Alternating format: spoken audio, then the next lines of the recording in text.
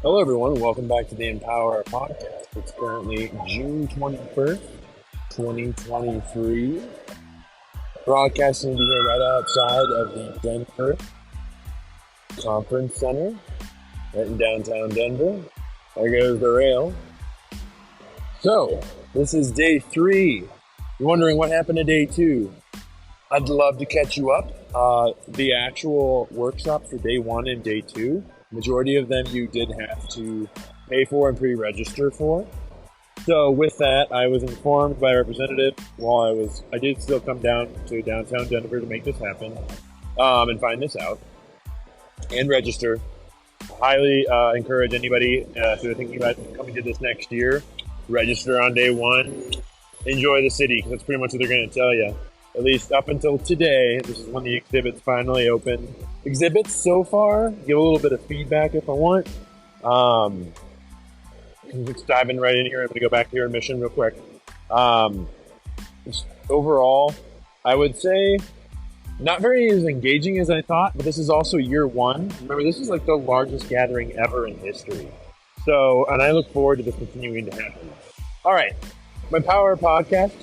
If you're just tuning in for the first time and you're wondering all about this, this is just one of the areas where raising transparency and awareness within the healthcare field. That's the overall mission here in any way, shape, or form. As of right now, we have a goal as of July 11th to have 3 things accomplished here in the state of Colorado based upon legislation that was put together by myself and AI and my committee. And with that, it is to have first the financially backed a minimum of 2 wellness days per healthcare professional per quarter, and that is a minimum. You're able to apply for more if you do need it, and this could be as simple as there is a death in the family, death at work, being a patient.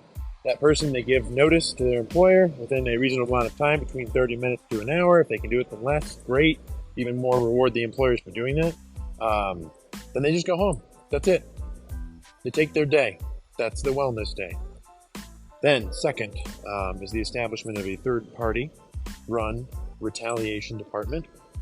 This is for employees to go to when it comes to any issues, concerns, comments that they know that will be separate from their overall employer. And I've heard great feedback on this from a number of different participants, not only on the podcast, but through general conversation. And then third is going to be the uploading of funds onto an HSA account that is tax exempt at the federal, state, and local level. This can be, and as some examples have been given, it is to be about $2,000 per quarter per healthcare professional, with penalties provided to employers that do not make sure that this program is not only put into place, but also that the wellness of their employees is being looked after while it is ongoing. All right. Whew. I'm just so glad to be here. I'm also glad to inform that there is the outreach that I'm also making now as well via Twitter. There is the crypto community. There are a lot of interested members in this community who are looking into natural medicine and the overall wellness of healthcare professionals. There is still the Empowera community discussion that is held every Sunday. It's right now being scheduled through the first 2 weeks of July. That's going to be from 6 p.m. until 8 p.m. and it may extend out. That's Eastern Standard Time. And what is this? This is a community discussion where you're able to come in and listen if you want. You don't have to have a Twitter account. You just need to have the app and you're able to be a listener. Or if you do have an account, that's when you can actually come up to the mic and speak and talk about the overall question. What, in your opinion, is happening in healthcare?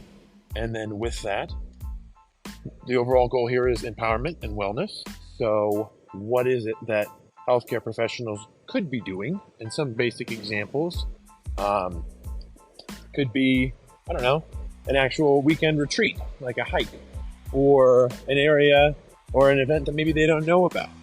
And being able to have this knowledge of these things that are happening in various cities, I guess, throughout the United States and the world, so that they can link up and be able to have this. And it's the community contribution to go, here, hey, like we appreciate what it is you're doing in healthcare, and I've gotten a number of different compliments throughout my career, and thank you for all of those. If you're a listener now, you've been a patient of me or anybody that I've ever known. I mean, even if I haven't met you. So thank you for that.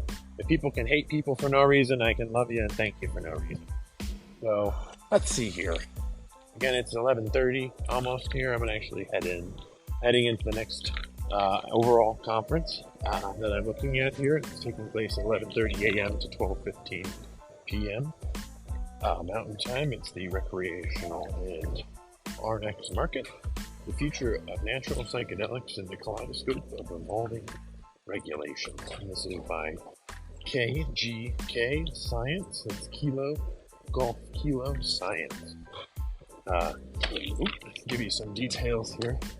They're going to be talking about psilocybin mushrooms, ayahuasca, and mescaline cacti, and how these have been used for centuries as medicines and ethanogenic substances. These botanicals contain a complex milieu of active constituents that often complicate consistency and production of health products, forcing manufacturers and researchers towards the use of synthetic compounds. On the other hand,